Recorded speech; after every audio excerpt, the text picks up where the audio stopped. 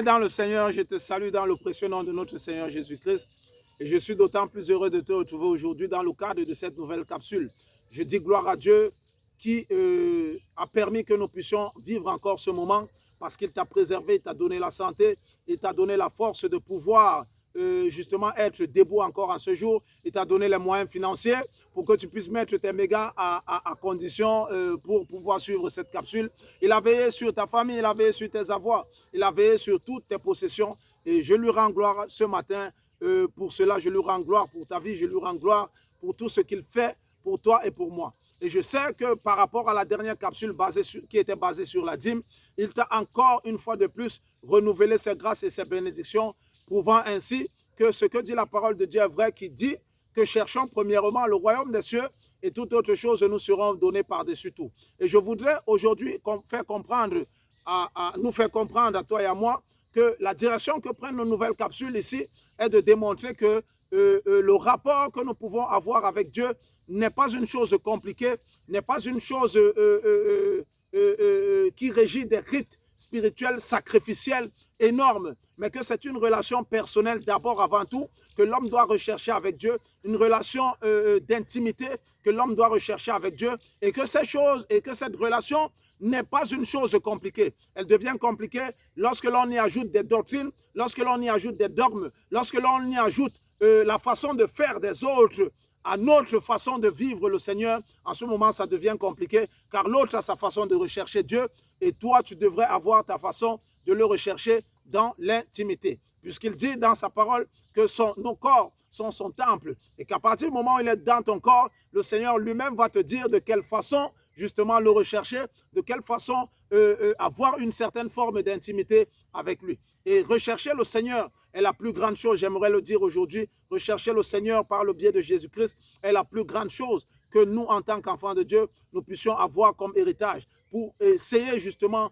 pour vivre, pas pour essayer, mais pour vivre sur cette terre, parce que nous savons que l'ennemi sévit, parce que nous savons que l'ennemi est là, et je voudrais encourager quelqu'un ici aujourd'hui à rechercher la voie de Jésus-Christ et à rechercher une grande intimité avec lui pour que justement nous puissions vivre une vie remplie de paix, une vie dans la plénitude selon la gloire de notre Seigneur. Et aujourd'hui, nous allons aborder toujours dans le cadre de simplifier nos vies avec Christ. Nous allons aborder un thème tout simplement fascinant qui est celui de l'Église ou la religion. Alors, l'Église ou la religion.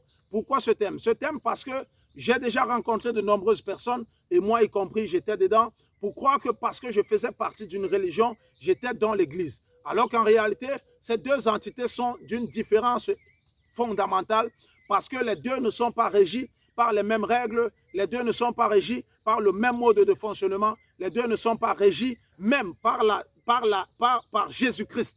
Et donc, en cela, nous devons comprendre quelle est la différence palpable entre ces deux entités. Avant toute chose, j'aimerais donner la définition de la religion. La religion, c'est quoi?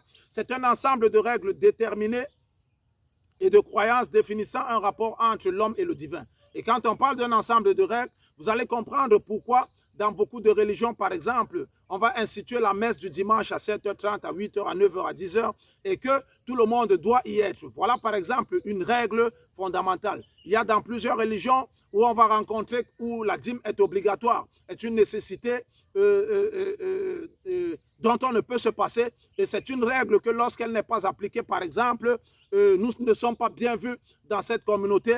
Voilà, par exemple, un certain ensemble de règles qui peuvent régir justement ces communautés religieuses. Nous pouvons aussi constater, par exemple, comme règle que, par exemple, pour avoir une place prépondérante, je ne sais pas, de pasteur, d'ancien d'église, je ne sais pas de quel ordre cela pourrait être, il faudrait peut-être parfois respecter un certain nombre de choses afin que cela puisse être possible pour quiconque veut aspirer à ces choses de pouvoir les avoir. Donc, vous allez comprendre que c'est un ensemble de règles qui régissent souvent ces choses, et c'est ces règles qui font en sorte que, pour ceux qui sont dans ces religions, de croire que cela leur permet d'être dans l'Église, parce qu'on leur donne ici de comprendre que c'est en faisant toutes ces choses qu'on a une bonne relation avec Dieu. Et quand on parle de rapport entre l'homme et le divin, on devrait déjà comprendre qu'il y a plusieurs divinités et que souvent chacune de ces religions n'est pas forcément au service de Dieu, met au service d'une divinité quelconque.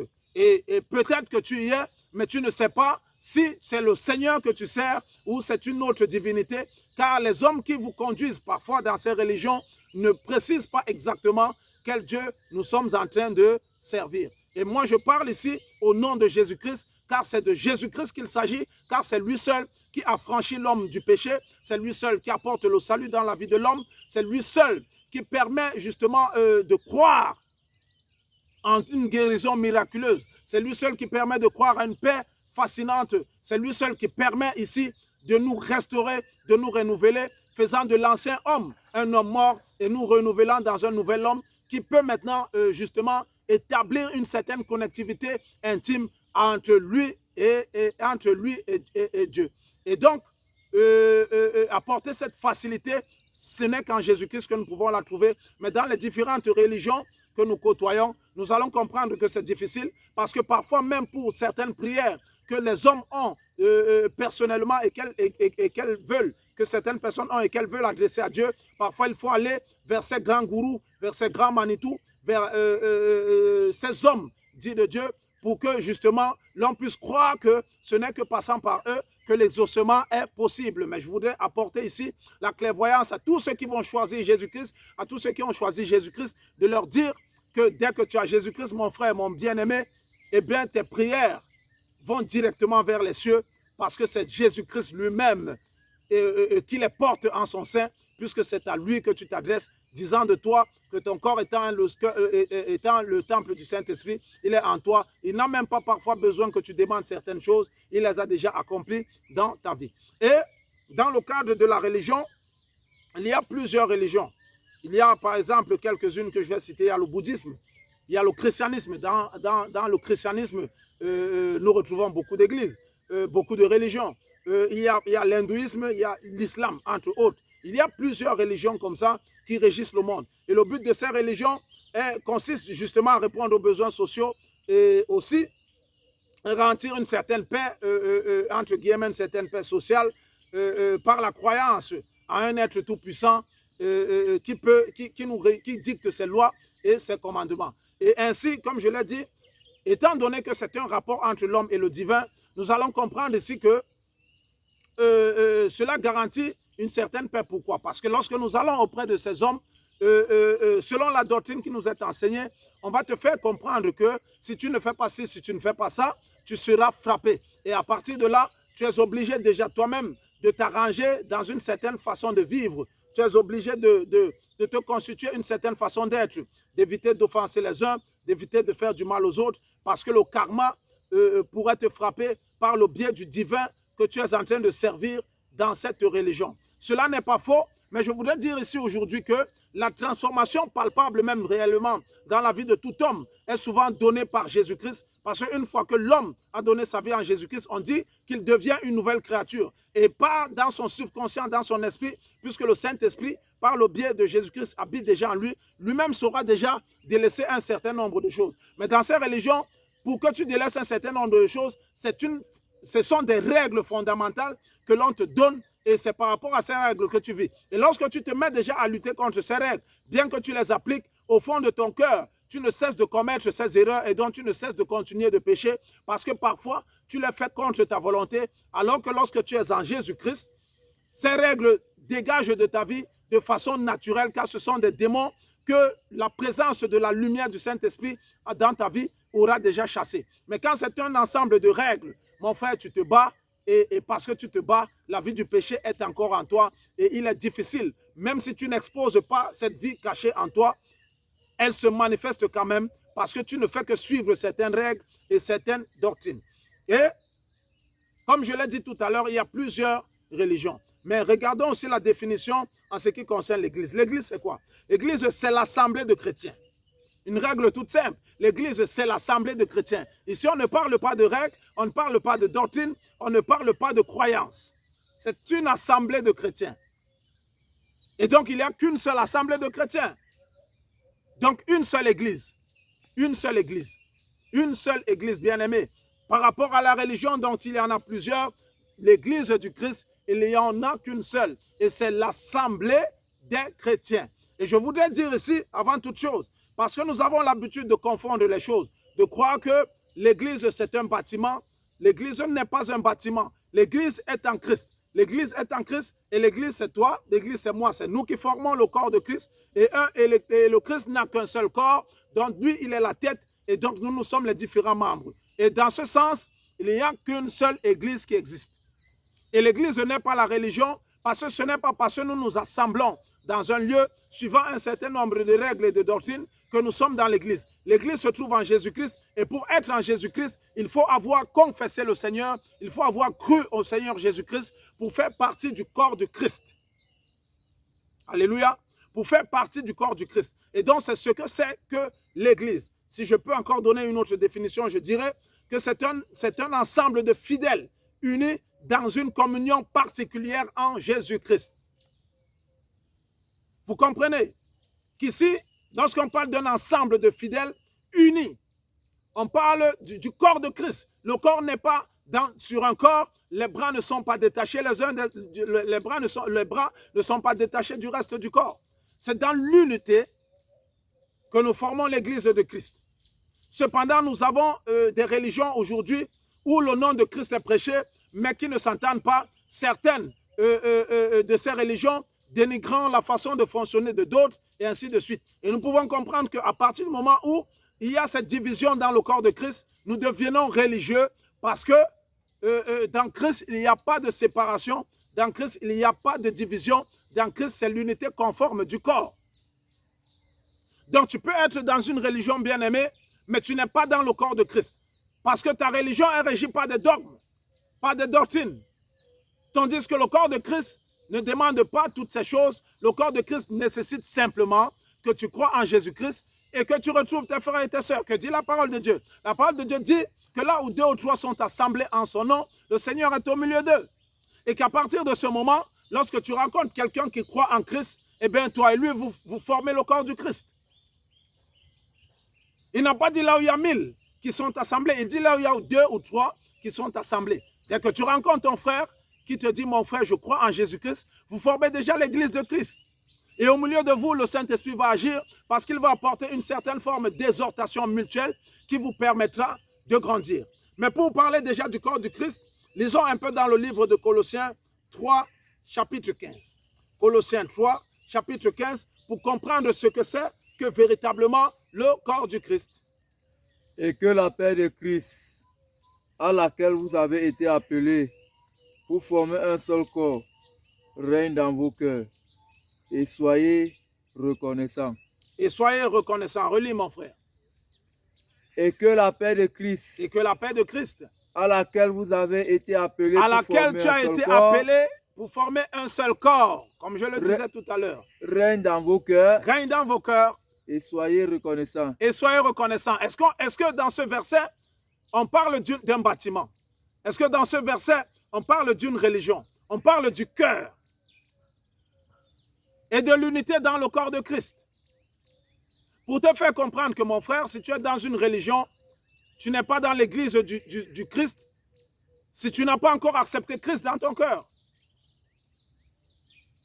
Je prends ce sujet aujourd'hui parce que beaucoup de personnes sont religieuses et croient qu'elles connaissent Dieu parce qu'elles sont enseignées de cette façon.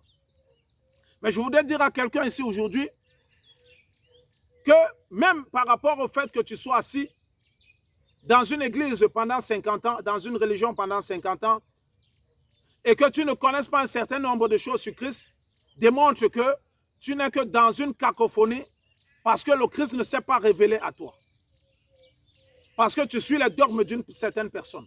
Moi, je connais des églises ou des religions où je suis allé et où les hommes dits de Dieu ou les grands Manitou tiennent une place prépondérante, une place élevée à un niveau où il y a même un protocole pour pouvoir les atteindre. Il y a même un certain protocole qui est autour d'eux. Ce n'est pas n'importe qui peut les approcher. Alors que le Seigneur Jésus-Christ, donc nous formons le corps aujourd'hui, allait au milieu des foules. Il allait au milieu des foules. Il accueillait les hommes. Mais nous allons dans des églises aujourd'hui où ces hommes, entre guillemets, dits spirituels, ont une certaine révérence que leur donne, n'est-ce pas, les âmes dans ces différentes religions dans lesquelles nous sommes. Mais évitons d'être religieux. Parce que être religieux ne te fait pas connaître Dieu pour autant. C'est en Jésus-Christ que l'on connaît Dieu. C'est dans l'Église que l'on connaît Dieu.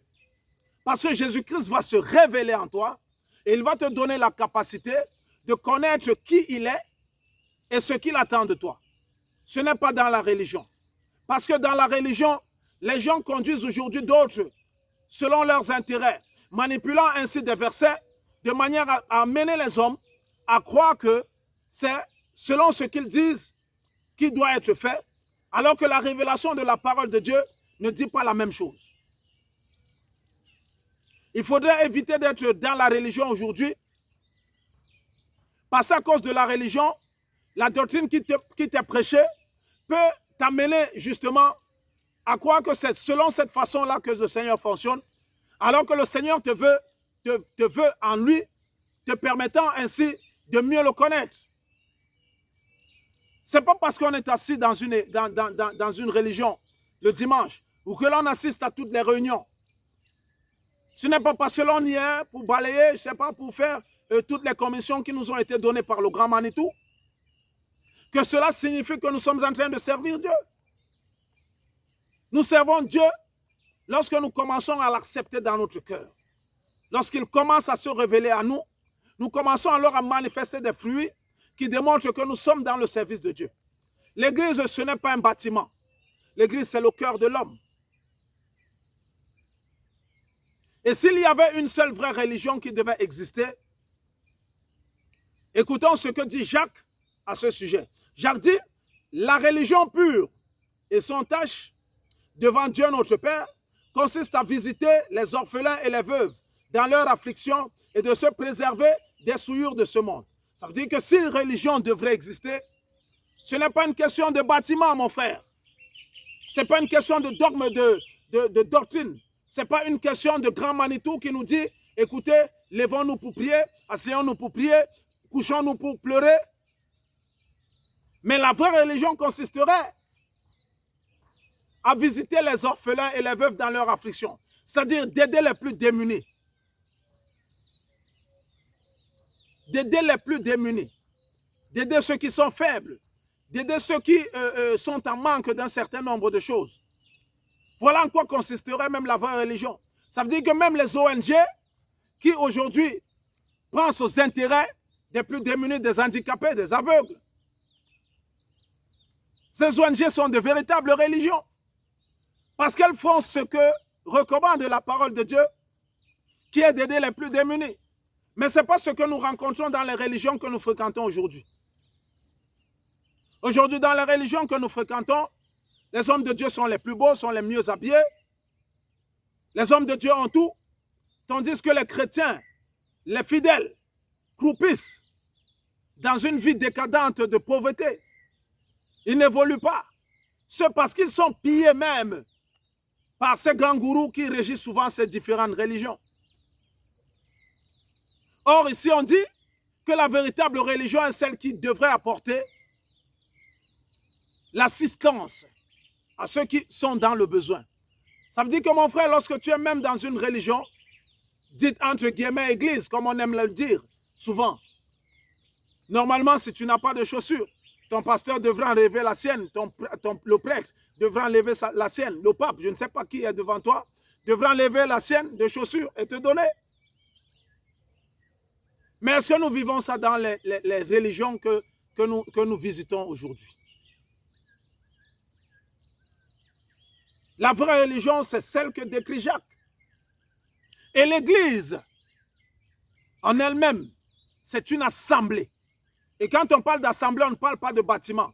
Parce qu'il y a des gens aujourd'hui qui ont construit des bâtiments, ils ont fait asseoir des gens, et on te dit, c'est ici l'Église du Seigneur. Non, l'assemblée, c'est 2 personnes.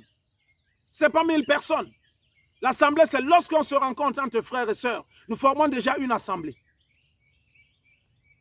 Ce n'est pas un lieu, ce n'est pas un bâtiment maçonnique. Ce n'est pas une effigie. Ce n'est pas un emblème. Ce n'est pas une bâche publicitaire. Ce n'est pas ça l'assemblée. L'assemblée, c'est 2 personnes. Il dit là où 2 ou 3 sont assemblés. C'est ça l'assemblée, bien-aimé. Et c'est là où nous formons le véritable corps du Christ et la véritable Église. Je parle de cela aujourd'hui parce que j'aimerais que nous puissions comprendre qu'être religieux ne fait pas de nous des hommes qui appartenons à une église, qui appartenons à l'église du Seigneur, à l'église du Seigneur Jésus-Christ. Il faudrait que tu choisisses, si dans ton service pour la gloire de Dieu, tu veux être religieux, et dans ce cas, laisse-toi guider par des dogmes, par des doctrines qui parfois ne servent pas la volonté de Dieu. Cela n'engage que toi. Mais si tu veux être dans le corps du Christ, premièrement, commence par accepter Christ.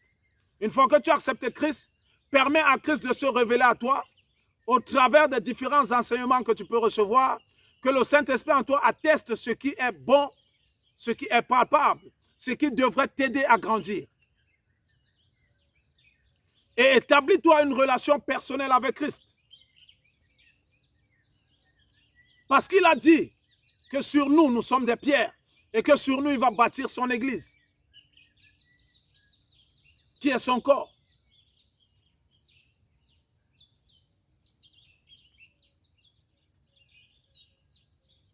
Le fait de mettre en pratique certaines doctrines et certaines croyances qui nous sont données, qui nous sont dictées par ces grands Manitou, parfois te désoriente de la volonté de Dieu. Dieu te veut dans la paix.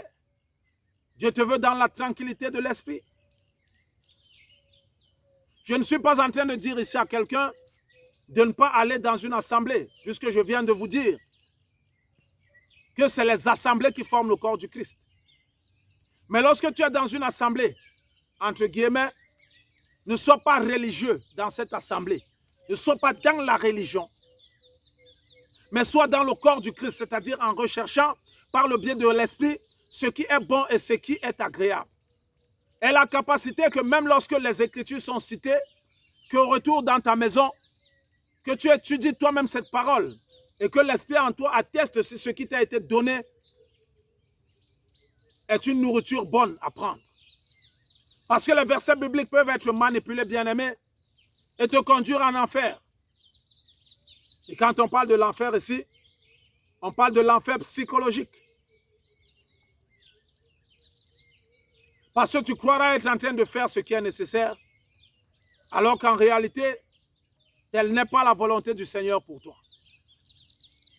Aller dans ces assemblées n'a rien de mauvais, mais c'est le fait d'être religieux qui pose un problème. Car dans le corps du Christ, ce n'est pas le fait d'être religieux, c'est le fait d'être un membre à part entière de ce corps qui est la chose la plus importante.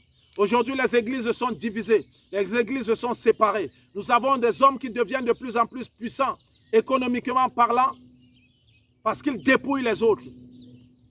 Et c'est ainsi qu'ils refusent la réunification, parce que l'intérêt personnel aujourd'hui prime sur la véritable église du Christ, prime sur la véritable volonté de Dieu, qui est de faire de toutes les nations des disciples. Et retenez que lorsque les dogmes et les doctrines vous sont imposés par le biais de la peur, quand on vous dit, écoutez, si vous ne faites pas ci, si vous ne faites pas ça, l'ordre divin va s'abattre sur vous. En créant cette peur, on suscite en vous une certaine dépendance à ces hommes, vous poussant ainsi à ne faire que ce qu'ils désirent. Et c'est à partir de là que vous devenez religieux. Mais un chrétien doit avoir la capacité de dire non, ceci ne sert pas la volonté de Dieu, je ne suis pas d'accord. Et ce n'est que lorsque tu atteins ce niveau, ce stade, où tu peux toi-même par le biais des Écritures étayer la clairvoyance, la transparence par les Écritures selon la volonté de notre Seigneur, que tu entres véritablement dans le corps du Christ et que tu fais véritablement partie d'un membre important. Et une véritable église du Christ est constituée d'apôtres, est constituée de prophètes, est constituée de pasteurs, de docteurs, est constituée d'évangélistes. Mais nous rencontrons même aujourd'hui des assemblées où tous ces corps ne sont pas représentés et on te dit, voici ici, c'est la véritable assemblée du Christ. Or, le Seigneur savait que lorsqu'il recommandait qu'il y ait dans des assemblées des docteurs, qu'il y ait des pasteurs, qu'il y ait des évangélistes, qu'il y ait des prophètes et des apôtres, il savait qu'avec les ensembles constitués de ce corps, une fausse doctrine ne saurait être prêchée, car un corps dira à l'autre, tu ne peux pas enseigner cela aux gens.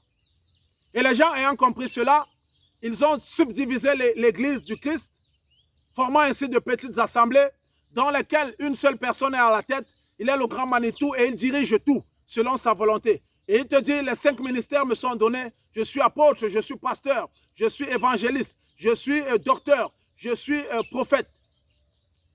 Mais la plénitude de l'Esprit n'a été donnée qu'à Jésus-Christ. Et au reste, il a divisé parce qu'aucun homme ne saurait faire plus que Jésus-Christ aujourd'hui. D'ailleurs, j'irai plus loin dans l'une de nos prochaines capsules pour essayer de détailler les fausses doctrines qui sont aussi, entre guillemets, prêchées dans nos assemblées pour nous pousser à être plus intelligents, à être plus spirituels lorsque nous écoutons ou lorsque nous suivons ces hommes. Mais si tu es dans une église aujourd'hui, je ne te demande pas de fuir cette assemblée, mais je te demande d'être plus sage, en évitant d'être religieux, mais surtout en recherchant d'être dans le corps du Christ par le biais de la transparence dans la parole et par le biais d'une relation personnelle que tu t'établis avec le Seigneur. J'espère que cela va t'aider, mais je dis aussi à celui qui n'est pas dans une assemblée, mais qui sert sincèrement le Seigneur du fond de son cœur, que le Seigneur est avec lui, car s'il acceptait Jésus-Christ et qu'il est encore peut-être dans la pensée de rechercher une assemblée où il peut véritablement chercher Christ, qu'il sache que le Seigneur travaille encore dans sa vie aujourd'hui. Et que ce n'est pas forcément une assemblée en termes de bâtiment, mais que lorsqu'il rencontre un frère qui croit en Dieu et qu'il partage avec lui, telle est la volonté de Dieu pour sa vie. Que le Seigneur te bénisse au nom de Jésus-Christ.